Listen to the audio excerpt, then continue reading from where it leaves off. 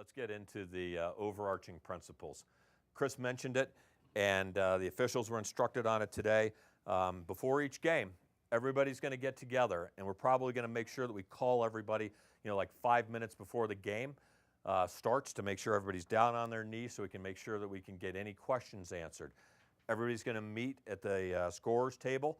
The official's going to go through this handy-dandy rule packet. Every official's going to have one of these. And they're basically going to instruct you, all right, today we're going to play, an 8th grade game, or not an 8th grade, a U8 game. And we're going to go through the rules. This is your opportunity, to ask any questions about those rules, and we're going to go through all of those. The most important thing is it's not a high school game, it's a youth game. And the things that you can ask the officials about is, the misapplication of a rule. And what we're trying to do is explain, to your point, really, what that foul is. And we'll talk about it, in a little bit further down in the slide package, because what I want to try and eliminate this year is the guessing, again, because we're trying to teach these kids, trying to teach these young officials of what they're doing. And, the whole idea is the communication piece. To make sure that you understand what's going on and that they understand that. So again, we're going to honor the game, go back to the roots philosophy, and the CYLA games are played with both the Federation rule book and these house rules. And these house rules on the website look just like this. You can print them out and get them yourself. They're 10 pages long. They're specific by age. I would highly suggest that you read the rules, go over them with your kids, and make sure that they understand them. Any questions on, how that pregame mechanic's going to work? There's not going to be a lineup. We're basically going to get everybody together. That's all the players, all the coaches from both teams will be together, and then we will have our pregame meeting. Probably 10 minutes before, they'll call captains, flip a coin and determine, which sides are going to be defended at the upper levels, but there's not going to be the lineup piece. It's going to basically be everybody gets down, kneels on one knee, and now we're going to have our pregame meeting. End of game friendship line. We've had some problems in the past, and what I've instructed the officials is to make sure that they stay at the field, and watch the end of game friendship line. I can relay a personal story, and it was with Lance's team. A while back, Lance and I had a really, pretty good rivalry for a number of years, and, we finally beat him. We, consistently lost to him, and, we go through the line. I thought everything's good. I think, Julie called me up and, said, geez, one of your kids went through the line and said, you suck, we win, you suck, we win. It's like, wow, my kids wouldn't do that, really? All right. So I called up the dad, and I said, hey, this is what I heard from the other coach's wife, that, your son went through and said, you suck, we win, you suck, we win. Oh, my kid wouldn't do that. Can you ask him for me? Okay, yeah, great. So he did, and sure enough, he said, you're right. My son said that. I said, okay, he's not going to be able to play in the championship game. He needs to go apologize to Coach Savage. He needs to apologize to Coach Savage's kids, and he needs to apologize to his teammates he's not playing in the next game. So now put it in a little bit of context. he went to a school with a bunch of the kids on Lance's team, and apparently, when we would get our rear ends kicked, they would kind of get a little razzing, so it was payback time for him. So it really didn't turn out well. So now what I've done is I bookend my team. I'm on the front, my assistant coach is in the back, we go through the line, and we haven't had any trouble. But it was a great eye-opener for me. And again, what I'm asking you guys is work with your kids. Keep their equipment on, go through the line. It's all about good game, good game, good game. I don't want to see any sucker punches. I don't want to hear any trash talking. This is a great tradition that we have in our game, and let's make sure that we honor it at the end of it, because it really is, a great part of our game. Win with dignity, lose with dignity. And again, I really hope not to get any reports, because I've asked my officials, if they see this, to report it. If there's a kid that takes a swing at some kid in the friendship line, he's ejected. He's not coming back for the next game. So again, make sure that we, honor the game as we go through the friendship line. Again, the officials' authority doesn't end until they leave the field. And we've asked them to stay there and watch. And especially, at the 8th grade red games where there's not a lot of teams, they get a little chippy, they play each other a lot. You're going to know if the game was chippy, and they're going to stand there and they're going to watch the line. We do it in high school when there's a chippy game. We're going to stay there, make sure that there's not any trouble. If there's not, we won't. But again, what I've asked my officials to do is stand there and watch that, again, given the situation, try and head off trouble. Again, help me, help you. Talk to your kids about it.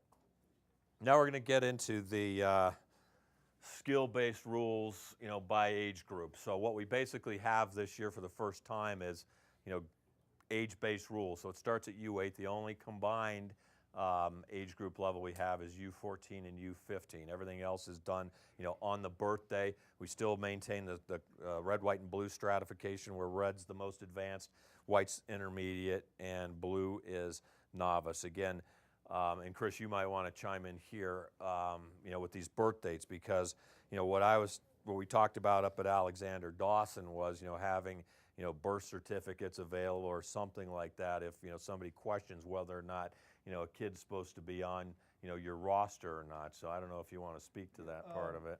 The league's not going to necessarily require birth certificates this year. We talked about it at the March 1st meeting. If I was a coach, I would, at your granular level, I'd be getting birth certificates from all your kids. Make sure that they're all the right age. Because if they're not the right age, what we passed at the last meeting was that this year we're going to be a little lenient. The player, if he gets caught playing a game and that game or that player is in the wrong age group and it's discovered through, a coach can ask for a birth. If I'm playing Lance and I want to ask Lance about number 17, I need to see his birth certificate, then Lance has 48 hours. He doesn't have to have it at the game. But if that kid turns out to be a player that's not in that grade level, then that player will not be allowed to play on that team anymore, and he'll be required to play on a grade-specific team for his birthday, and the club gets fined $200 for not making that, not knowing that happened. And so it starts at the club level. I mean, if you coached a postseason team of Team Colorado or Select or whatever team, and guys gone to Vail, you have, if you travel back east that have been playing age-based rules, you got to have birth certificates with you, or copies of them, right? That's what you got to have. I don't think we're not requiring you to have birth certificates at every game, but you have to have access to them, and I'd be sure that you know what the ages are of the guys on your team, because you could lose a player.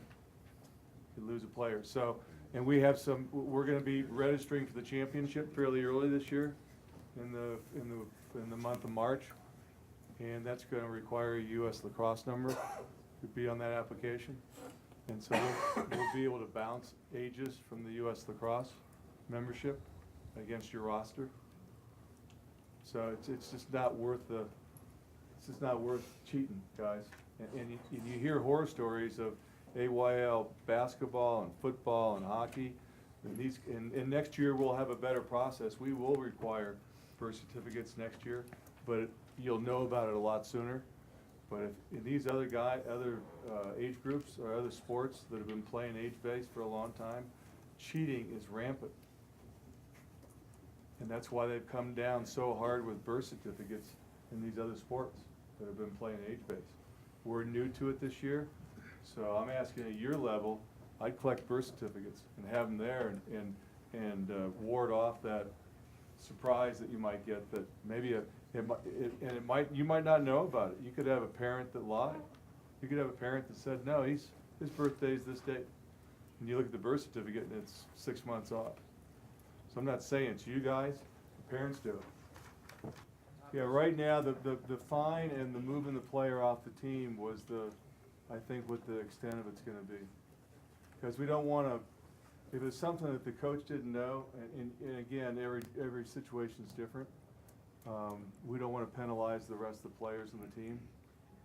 If it's kind of rampant on the team, they got 3 or 4 players that are playing their own division and the coach knew about it, or it can be ascertained that he knew about it, then the EC could look at it and put a harsher penalty in place.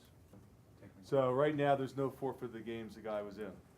He just has to move off the team, play up, or whatever the situation may be, and the administrator will be fine.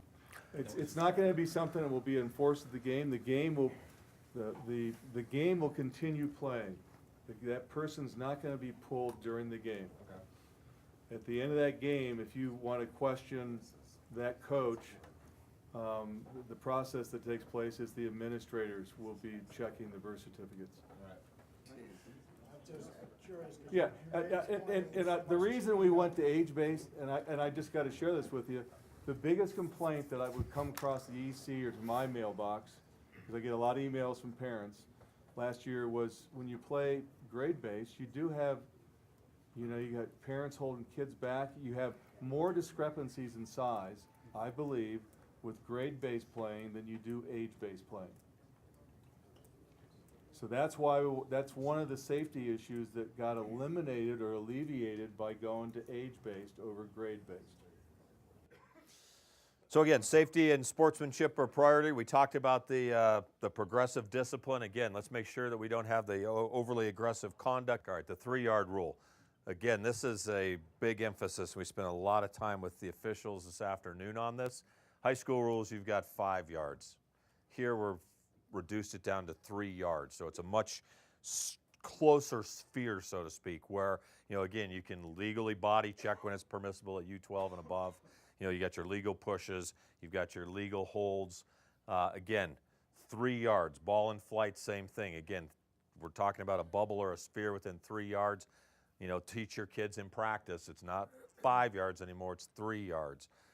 So that's what we're really looking at here is the 3-yard rule. Any questions on the 3 yards? Again, all we've done is just compress it from 5 to 3. Everything else should remain the same. But again, we're trying to compress, you know, the whole contact business.